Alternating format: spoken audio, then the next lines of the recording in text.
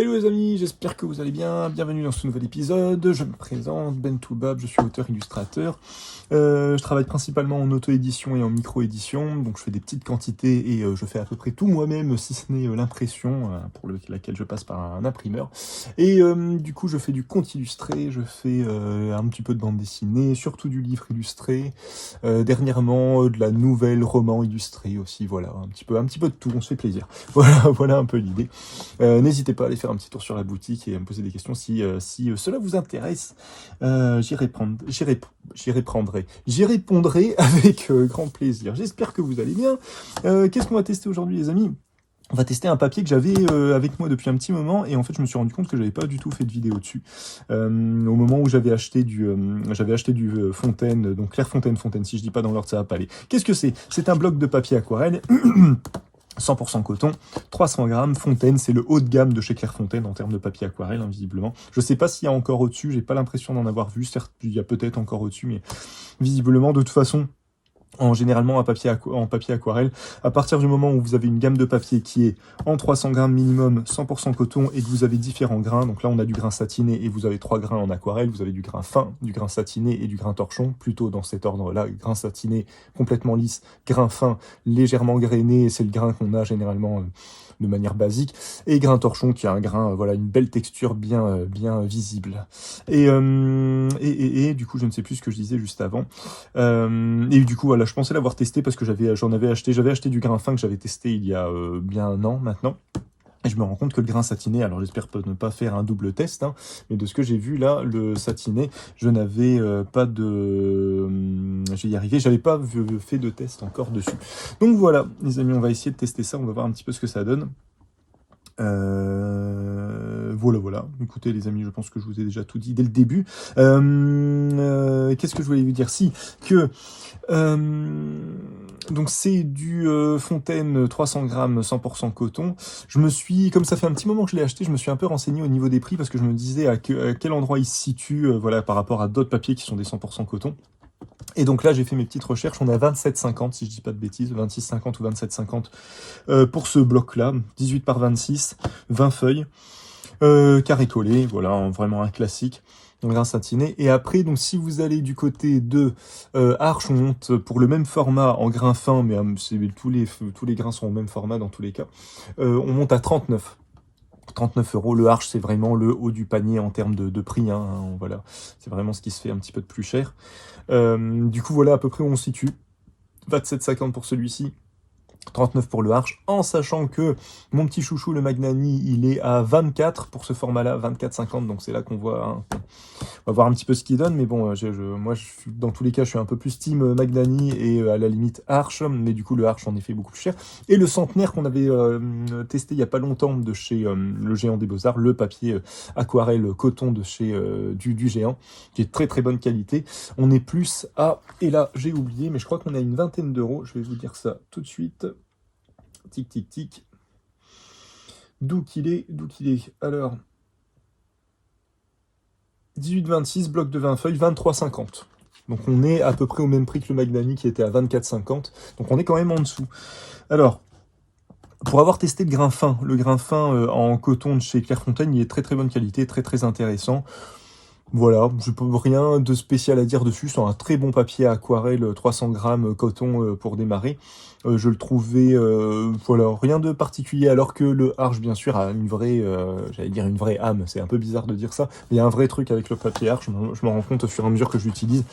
Il y a vraiment voilà, une qualité d'absorption et en même temps d'humidité pour l'aquarelle qui est très très intéressant, qu'on retrouve pas forcément pour l'instant chez Fontaine, mais vu l'écart de prix, bon, ça peut se comprendre, mais que je retrouve par exemple dans le Magnani, alors le Magnani est beaucoup moins cher. Enfin bref, voilà, tout ça pour vous donner quelques informations au début. Trêve de galéjade, nous allons faire le petit test tout de suite, comme ça, hein, on ne perd pas de temps. Voilà, qu'est-ce qu'ils nous disent? Sait-on jamais, ça peut être intéressant de lire un petit peu ce que nous dit Clairefontaine. Papier aquarelle Fontaine est fabriqué dans la pure tradition des papiers d'art hollandais. Sa composition 100% chiffon sans acide lui garantit une grande stabilité sans altération ni jaunissement. La gamme Fontaine se compose de papier au grain demi-satiné, fin ou torchon. Là, c'est du demi-satiné du coup? Non, c'est du satiné. Je ne sais pas ce que c'est le demi-satiné, je vais pas vous mentir. Satiné, c'est ce qui... D'ailleurs, on dit satiné, je sais pas pourquoi. Alors, c'est certainement par rapport au rendu du papier qui a en effet un petit côté limite un peu brillant. Je sais pas si on va bien le voir, mais il a un côté, ce qu'on peut retrouver un petit peu sur le Bristol, un peu. Donc il a ce côté-là. Par contre, je crois en anglais, on dit cold press pour je vais y arriver, le grain fin, donc pressé à froid. Et on dit hot pressed pour le grain satiné. Et je trouve que c'est un peu plus compréhensible parce qu'en effet, on imagine bien que pour avoir un grain aussi fin et un papier aussi net, aussi lisse, en effet, on sent que le papier ne sèche pas naturellement comme ça, j'ai envie de dire. Je me trompe peut-être dans ce que je vais expliquer. Peut-être que ça n'a rien à voir. Mais j'ai l'impression qu'on sent en effet qu'il y a eu une pression à chaud qui a donné ce rendu un petit peu lisse au papier. Alors qu'en effet, la plupart des papiers, si vous avez déjà fait des tests de création un petit peu de papier, ce genre de choses, quand on les laisse, quand on les presse à froid ou quand on les laisse sécher à froid dans tous les cas, on a quelque chose de plus texturé. Je me trompe peut-être, hein. Peut-être que je suis en train de dire une grosse bêtise, mais j'ai l'impression quand même que ça a un petit peu de sens, mais je peux me tromper. Et j'allais continuer à lire, mais je crois qu'on y est. Hein. Grain demi-satiné fin ou torchon, décliné en blocs de différents formats. En collage neutre, elle est également disponible en grande feuille. J'aurais dû regarder le prix de la feuille, on aurait été plus fixé. Mais bon, bref. Écoutez les amis, on va faire comme avec le centenaire, on va se couper la feuille en deux, histoire de pas gâcher. On va faire une partie test un peu vite fait avec tout ce que j'ai un petit peu sous la main. Et puis on va faire un petit dessin sur la fin à côté. Voilà, on va rester un petit peu sur le même principe. Et puis ça ira très bien. Allons-y, allons-y. Déjà... Bon, moi déjà, d'entrée de jeu, ce que je peux vous dire, c'est que je ne suis pas un très friand je vais déjà faire un test au crayon juste pour vous montrer un truc. Je ne suis pas très friand je vais y arriver. Du grain satiné. Pourquoi? Parce que certes, c'est lisse, c'est super intéressant à travailler. Excusez-moi pour le bruit. Mais du coup, ce que je trouve... en fait j'ai du mal... J'ai tellement fait d'aquarelle sur du Bristol que je vois pas trop l'intérêt du grain satiné en coton. Je vois pas trop ce que ça apporte. Si ce n'est en effet la finesse du papier et le fait qu'on peut travailler avec un crayon sans avoir de tremblement ou genre de choses, ou avec des feutres calibrés, ce qui fait qu'on a quelque chose de très très fin. J'en ai pas là sous la main, mais vous voyez un petit peu l'idée, on a quelque chose de très très fin au niveau du grain du papier, et donc du coup forcément ça se ressent dans le coup de crayon, et on a quelque chose de nettement moins nerveux qu'on pourrait avoir sur du grain fin, et encore plus sur du grain torchon. Mais voilà, ouais, c'est pas forcément un truc dans lequel je me retrouve. Si je cherche un petit peu ça, je préfère largement prendre un grain, je préfère largement prendre un Bristol, qui pour moi a un petit peu plus d'intérêt dans cette idée-là. On va faire tout de suite un petit test, hop, de couleur. Si je mets des saletés sur la feuille, ça va pas aller. On va se faire un petit test un peu basique, hein. Déjà mouillé sur mouillé, comme on avait l'habitude de faire. Hop. Voir un petit peu ce que ça donne. On va se faire une zone quand même assez grande. Mais après voilà, il y en a qui ne jurent que par du papier satiné et qui trouvent tout leur compte, et c'est tant mieux pour eux. Mais moi j'avoue que ouais, le satiné, voilà, je quitte à avoir quelque chose de très très... où on voit un petit peu ce que moi j'appelle tous les défauts de l'aquarelle, qui sont pas des défauts pour moi, mais tout le côté, les auréoles, les trucs comme ça, voilà, de voir vraiment tout le pigment se balader sur la feuille, ce que moi j'aime beaucoup. Je préfère prendre du Bristol, je trouve qu'il y a un peu plus d'intérêt quand même. Mais bon. Là on est à peu près, on est bien humide, on a une belle répartition. J'ai dû mettre de la lumière artificielle parce qu'il fait un temps pourri, les amis. Quelque chose de bien violent. Tiens, on va reprendre du rouge parce qu'il est très beau, le rouge. J'utilise tout ce qu'il y a dans ma petite boîte, hein, comme d'habitude. Je vous refais un petit topo vite fait, mais j'avais fait toute une vidéo là-dessus. J'utilise du coup un double pinceau Borchani Bonazzi, très très intéressant si vous connaissez pas ce pinceau. Il est un peu cher, il a presque une quarantaine d'euros, mais super intéressant. D'un côté, c'est que du synthétique, et d'un côté une imitation martre, et de l'autre côté une imitation petit gris. Donc voilà, combo parfait, j'ai envie de dire, les copains. Donc voilà. Et par contre, il y a un séchage qui est beaucoup plus... Ouais, ça sèche quand même de manière plus rapide que sur du grain fin, j'ai l'impression. Pourtant, je l'ai bien humidifié, mais on est déjà sur du flûte. Il faut un petit... Hop, tac. Oui, je sais, il tire la gueule, il faudrait que je le change, mais écoutez, pour l'instant, j'essuie juste mon pinceau dessus, donc j'ai pas trop d'intérêt. Qu'est-ce qu'on va faire? On va faire un petit bleu, tiens, allez, un petit bleu. Je m'active parce que ça sèche quand même très vite. J'ai pas eu le temps de faire un belle nuance de bleu là. Comme vous pouvez l'entendre, on est reparti dans les joyeusetés du rhume et tout ce qui va avec. Vous voyez ce que je veux dire? Tout ce côté un petit peu, le papier qui a tendance à être un petit peu moucheté, le côté non homogène. Alors il y a des beaux trucs de ce côté-là, c'est assez joli. Bah, voilà, pour moi, ça, voilà, c'est assez joli. Mais sinon, mis à part ça, je vous avoue que bah voilà, je préfère nettement voir le pigment se balader sur un beau grain, sur le grain du papier plutôt que sur du lisse. Bon, voilà quoi, c'est un avis, encore une fois, c'est un avis tout à fait personnel. Alors attendez, hop, on va se faire un petit coup, un petit trait à sec aussi pour voir.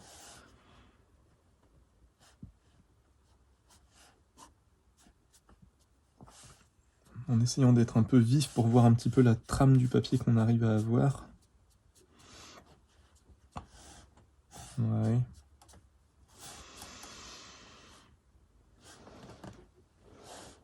Ouais, je vous avoue que ouais, ça manque, c'est un peu fade, voilà. Moi, la sensation que j'ai à chaque fois avec le grain satiné, c'est un peu fade.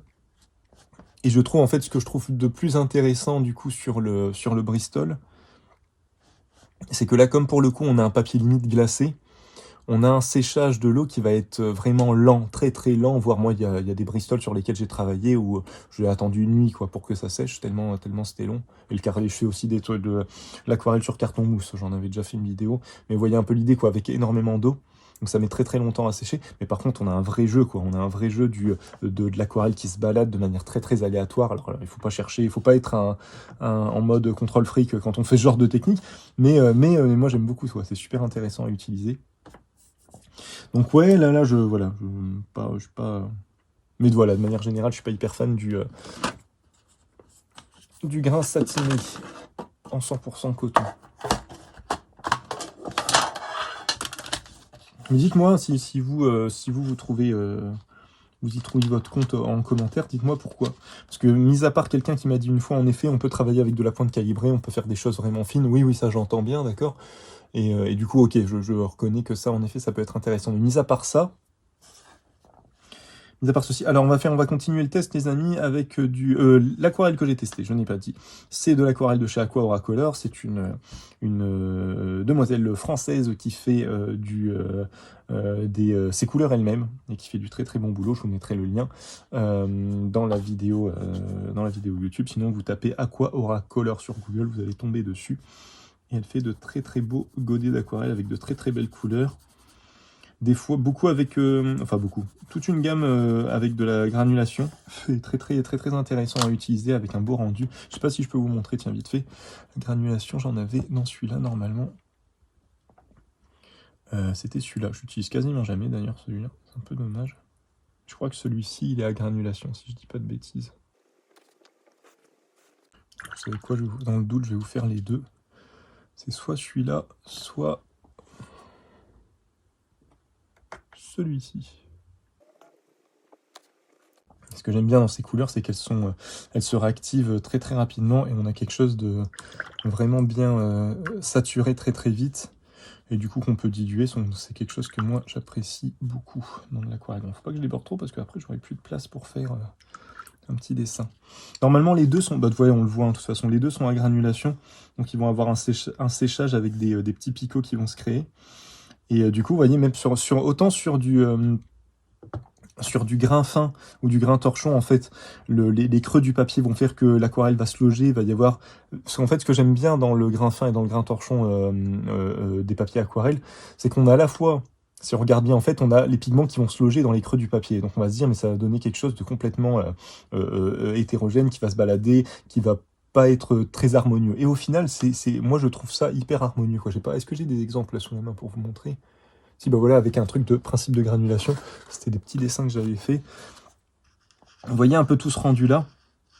Super, c'est super intéressant ça je trouve. Et du coup, c'est pas forcément quelque chose que je retrouve dans le grain satiné. C'est que je crois que c'est aussi pour ça que j'aime pas, que j'accroche pas, quoi, que j'adhère pas au grain satiné. Là, c'était du 640 grammes et c'est du Magnani, hein, si je dis pas de bêtises.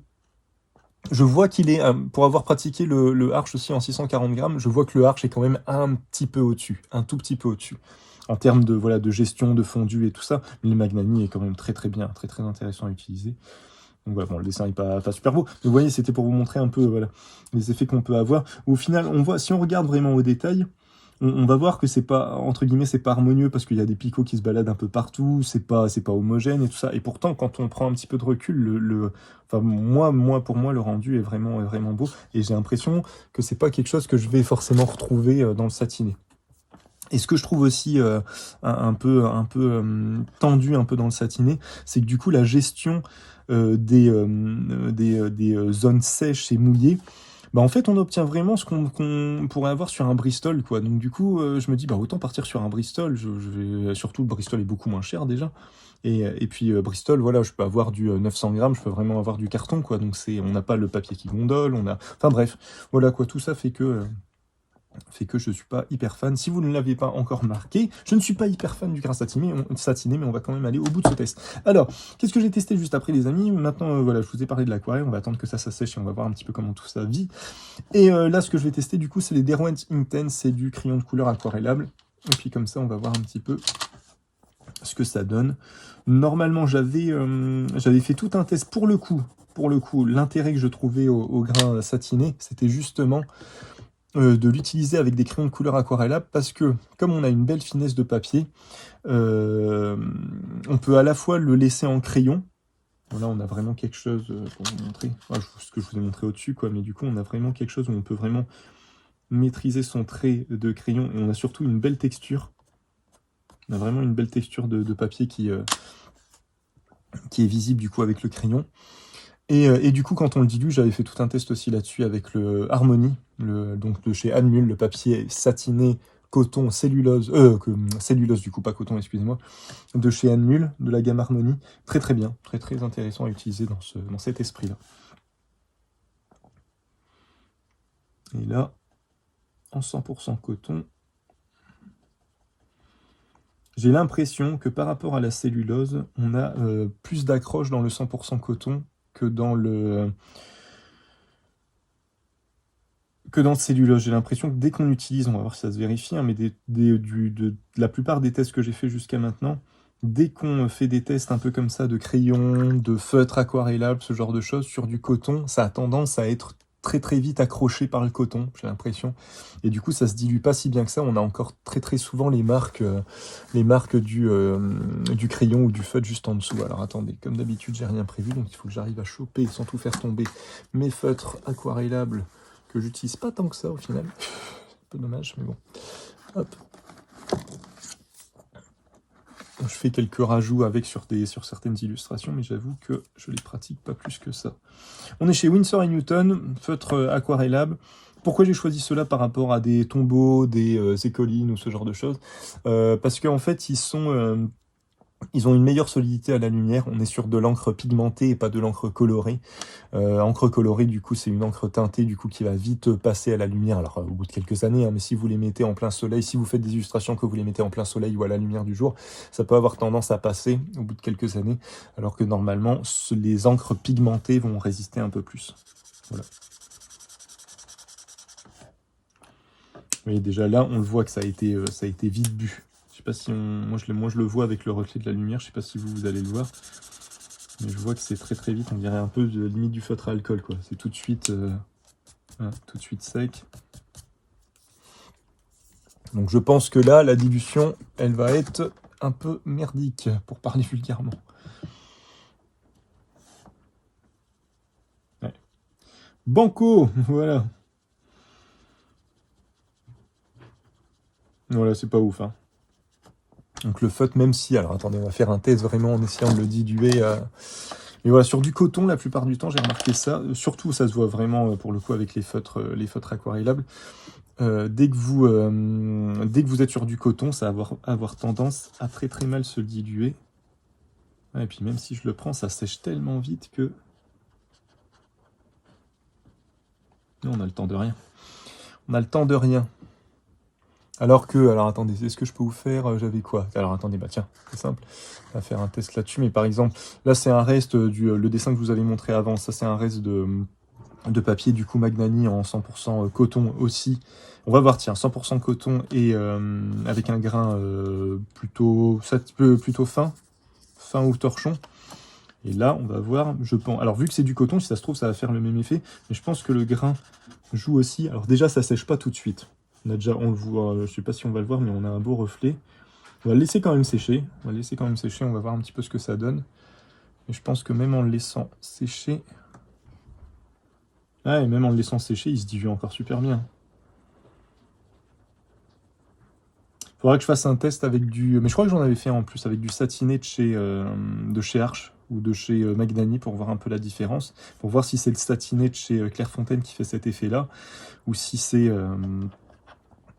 tous les satinés, le fait d'avoir été pressé à chaud qui fait que le coton boit énormément, je ne sais pas. C'est vraiment bizarre comme comportement. Mais du coup voilà, c'est aussi un des trucs pour lesquels j'adhère moins au 100%, au satiné. Voilà. Voilà un peu, donc vous voyez, ouais. La différence fait que c'est pas le coton qui fait que, c'est soit le papier satiné, soit c'est le Clairefontaine. Hein. Soit c'est le Clairefontaine qui a une qualité un peu particulière qui fait que, bon. Voilà les amis, bah écoutez, on va faire un petit dessin. Vous sentez que je suis pas motivé. Hein. Ranger tout ça, hop. Donc comme d'habitude, je vous mettrai tout en lien, tout ce que j'ai utilisé. Et puis voilà. Et puis voilà. Alors, qu'est-ce qu'on fait? Est-ce que, pour faire un peu comme ce que j'avais fait avec le centenaire, je pense que je vais faire un dessin, juste un petit portrait vite fait à l'aquarelle. Je pense que ça sera plus intéressant.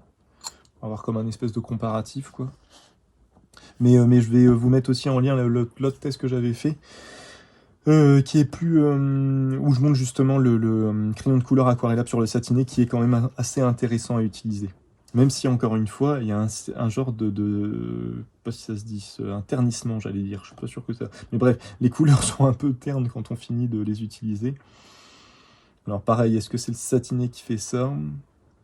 Vous savez quoi, il y a un satiné de chez Magnani, je vais essayer de le choper puis faire un test comparatif pour voir un peu la différence. J'ai deux trucs comparatifs à faire. J'ai un comparatif entre le centenaire, qui est donc le papier aquarelle 100% coton de chez Géant des Beaux-Arts, et je vais le comparer avec le premium, si je dis pas de bêtises, qui est le 100% coton de chez Rougy et Play. Hein, on va faire une battle de magasins, de papier de magasin pour voir un peu. Et là, pour faire un comparatif, du coup, ce sera intéressant que je chope du satiné 100% coton chez Arche ou chez Magnani, en fonction de ce que j'arrive à trouver, pour voir un petit peu si... voilà, pour voir un petit peu le pourquoi du comment. Bon, bref, allez, on va avancer, hein, parce que c'est pas maintenant que je vais pouvoir apporter la réponse. Donc, on avance. Et donc j'ai hésité entre faire un truc au crayon de couleur aquarellable ou faire un truc comme ça. Je vais faire un truc directement à l'aquarelle. Et je vous mets le lien si vous voulez voir ce que ça donne, le crayon de couleur aquarellable sur du satiné. Je trouve que le Hanmüll, alors que c'est de la cellulose, est quand même de meilleure qualité. Je peux pas vous montrer là, mais je vous mettrai le lien de la vidéo. Bref.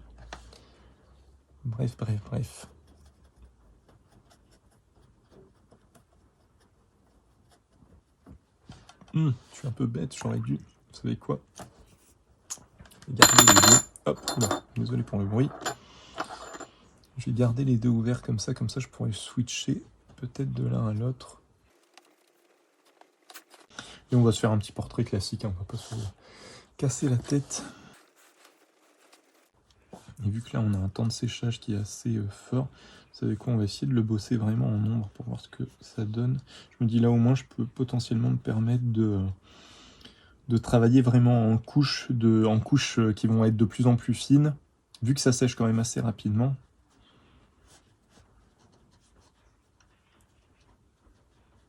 Vous voyez, déjà, le trait, il commençait déjà à sécher. Donc ouais, je sais pas. Il faut vraiment... Ouais, je vais essayer un autre satiné, vraiment, pour essayer d'avoir un avis un peu définitif là-dessus.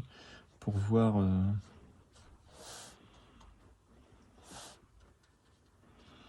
si je suis définitivement fâché avec le satiné ou pas.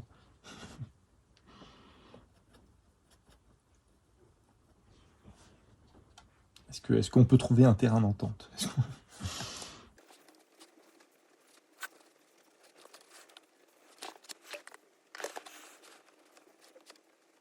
Bon, là, un des avantages, c'est ça. Je trouve, comme le papier quand même sèche assez rapidement, on peut quand même travailler très très vite. Alors pour des grands dessins, ça risque d'être compliqué du coup, mais pour des petits dessins un peu comme ça, on peut très vite superposer les couches sans finir par avoir un espèce de globi-boulga, hein, pour ceux de ma génération qui connaissent. Un espèce de gros amas de couleurs qui ressemble plus à rien, qui n'a d'ailleurs plus trop de couleurs, qui fait juste un espèce de gris un peu teinté. Donc là, je me dis, on a au moins cet avantage-là. Je vais refaire encore une petite couche. Vous savez quoi, on va le travailler, alors pas en monochrome, quoi, mais essayer de le travailler vraiment sur de le foncer de plus en plus. Je vais pas mettre de couleur. Parce qu'il y a quand même un intérêt, hein, c'est quand même intéressant, hein, que de le travailler comme ça. Mais encore une fois, j'avais déjà montré, mais sur Bristol, on a à peu près le même truc, hein. Je vois pas trop ce qui diffère, hein. Je vois pas trop ce qui diffère là tout de suite. Bref, continuons. Continue avec du bleu et on va le foncer avec un violet sur la fin. Je vais juste essayer de bien saturer bien saturer le bleu parce que j'ai envie de voir vraiment s'il garde ce côté, s'il reste terne ou si on arrive quand même à donner une couleur un peu plus vivante.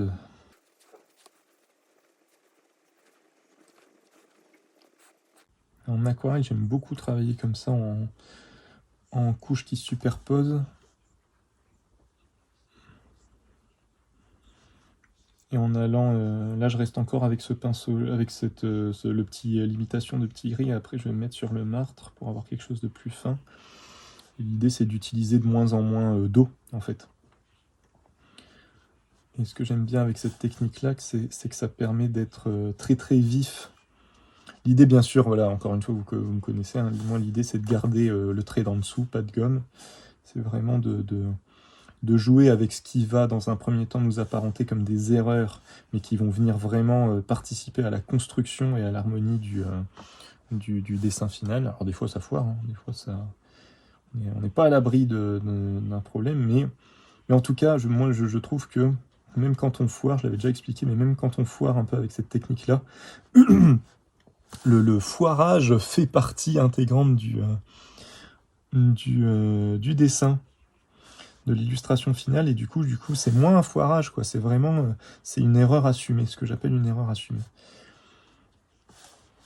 Bien sûr, on l'assume pas au début, mais voilà, l'idée c'est que des fois on a un trait qui va se balader, et puis c'est de faire quelque chose avec, quoi. C'est d'essayer de lui donner une existence, de lui donner de pas se dire ah là là j'ai fait une bêtise, faut que je l'efface et tout ça. Non, c'est pas une bêtise, c'est pas une bêtise. Il y a pas de bêtise en vrai, hein. C'est comment dire. Vous voyez, on voit quasi. Et puis l'intérêt de faire ça, l'intérêt de travailler de cette manière-là, c'est qu'on se rend pas compte, mais en fait, toutes les premières couches qu'on a fait en dessous, elles disparaissent. Au fur et à mesure de la superposition, on les voit de moins en moins, elles s'intègrent, elles font partie carrément du truc, et donc du coup, c'est de moins en moins choquant. Plus on avance, moins c'est choquant, et plus il y a cette espèce d'harmonie qui se crée. Donc c'est vraiment une technique que j'apprécie, qui est toute bête, hein, j'ai rien inventé, hein, c'est juste, bah, vous gommez pas en fait. Vous gommez pas. Et puis vous continuez. Il faut aller au bout, voilà. Il faut aller au bout du cheminement. C'est un peu ça l'idée. Hop, on va passer.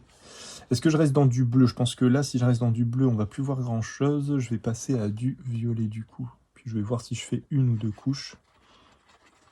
Et je pense en effet que je ne ferai pas plus. Je ne sais plus exactement ce que je... Ah tiens, je vais le mettre là parce que sinon je vais finir par foirer complètement mon bleu. Enfin, mon godet, bon, même si je dis ça, mais ma palette, elle ressemble pas à grand chose. Mais je le tiens quand même à garder certaines parties qui vont aller dans le machin. Hein, certaines parties voilà, de rouge avec rouge, des couleurs claires avec les couleurs claires et les foncés avec les foncés. Hein, voilà, hein. Mélange pas les trucs, ça va bien maintenant. Et non, là je suis en train de me dire par contre plusieurs choses qui m'arrivent en tête en même temps, c'est que là je regarde. Et là, je regarde le temps de séchage un peu, et j'ai l'impression que quand même plus on multiplie les couches, plus il va mettre du temps à sécher. Alors que les premières couches sont très très vite absorbées par le papier, les secondes couches le sont de moins en moins, et je pense que plus on va avancer, moins ça va être, plus ça va être long à sécher. Du coup là, dans l'idée, je m'étais dit, bah, ce sera sec, je pourrais redétailler un peu plus l'œil, mais à mon avis là, je vais pas pouvoir, donc c'est pas grave, on va essayer de jouer justement avec l'humide, voilà, pour garder une espèce d'œil qui va potentiellement rester un peu dans l'ombre en fait.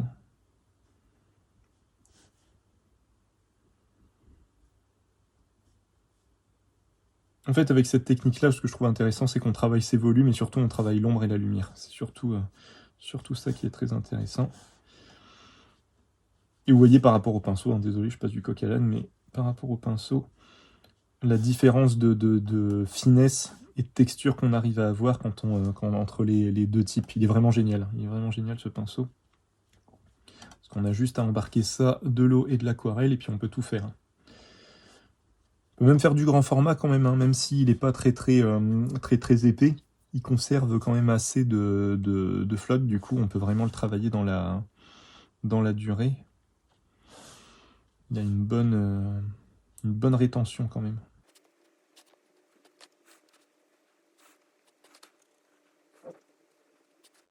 Puis voilà, l'idée c'est qu'au fur et à mesure, en fait, on va définir les contours. Il faut accepter, avec cette technique-là, il faut aussi accepter le fait que on va démarrer avec une idée en tête, et ce sera peut-être pas exactement, ça va peut-être pas exactement ressembler à ce qu'on avait en tête quand ce sera fini. Donc il faut essayer de garder un espèce de flou comme ça dans ce qu'on veut faire. On sait qu'on veut faire, bah là je savais que je voulais faire un portrait, mais voilà, j'étais parti sur un visage un peu moins rond, avec un angle un peu plus, enfin bref, avec un œil que je voulais pouvoir définir et qu'au final je ne pourrais pas définir, mais c'est pas grave. Il faut accepter qu'il reste un petit peu dans la pénombre comme ça. Puis là on a quasiment fini en fait. Peut-être rajouter une petite couche d'une couleur différente, histoire de dissocier le fond, mais voilà. On y est les amis, je vais pas charger plus que ça. Le problème après de cette technique, c'est que moi j'ai tendance à vite charger mes dessins, et là j'ai envie de continuer à le détailler au fur et à mesure, et après ça devient trop, et ça fait des visages de plus en plus marqués. Donc cette technique-là, j'avoue par exemple pour des visages un peu enfantins, j'ai du mal à m'en sortir, parce qu'il faut vraiment se limiter à quelques traits, pour si on veut des choses plus douces. Si on veut des choses plus légères, bah faut être léger, et du coup un peu de mal, hein, voilà. Voilà un peu l'idée. Écoutez les amis, je pense qu'on va s'arrêter là. On voit bien un peu en plus le grain du papier, comment il a réagi en mouillé, tout ça, on est bon, hein, il n'y a pas besoin de plus que ça. Et puis voilà, 30 minutes, c'est très très bien les amis. Je vais juste faire un petit fond. Qu'est-ce qu'on va se faire? On va se faire un petit fond, hop, de quelle couleur? Partons sur un petit vert vert herbe là, avec le bleu, ça peut être joli cette histoire. Fais voir un coup. Bien chargé là. Sans le diluer dans la palette, en le travaillant directement comme ça peut être pas mal ça. Ouais, faudra que j'essaye, il faut que je note que j'essaye de choper du coup un satiné d'une autre... de Arches ou de Magnani, vu que c'est un peu mes deux chouchous, pour voir un peu si c'est le Clairefontaine qui est qui est pas si ouf que ça.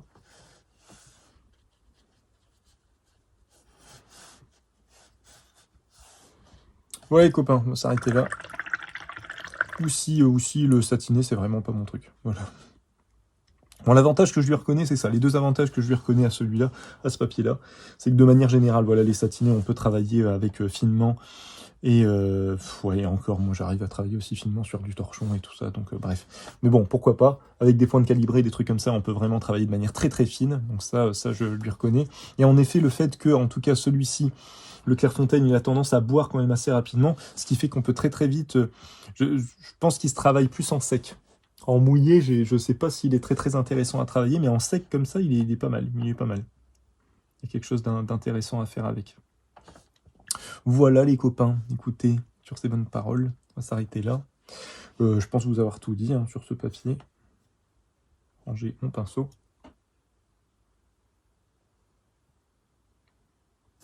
Vérifier que j'ai plus de... Non, c'est bon.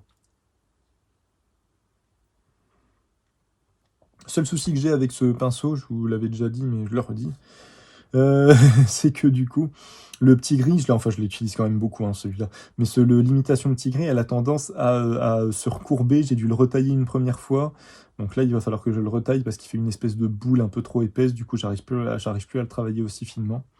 Mais ouais, très très bien. Le concept est énorme. Moi, j'aimerais bien que plusieurs marques se mettent à faire ça. Parce que c'est vrai, quoi, c'est quand on voit la plupart... alors, il est plus gros, hein, j'avais déjà fait tout un test hein, dessus. Hein, il est beaucoup plus gros que la plupart des...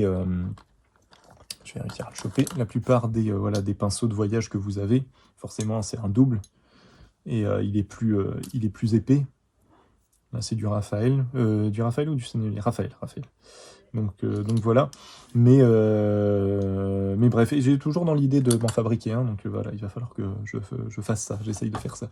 Bref, écoutez les amis, sur ces bonnes paroles, nous sommes à la fin. Bah écoutez, encore une fois, voilà, moi je suis vraiment pas fan de tout ce qui est satiné. Je vous ai expliqué, je préfère un peu le Bristol. Je lui reconnais quand même pas mal de qualité, hein, ce que je vous ai dit jusque-là.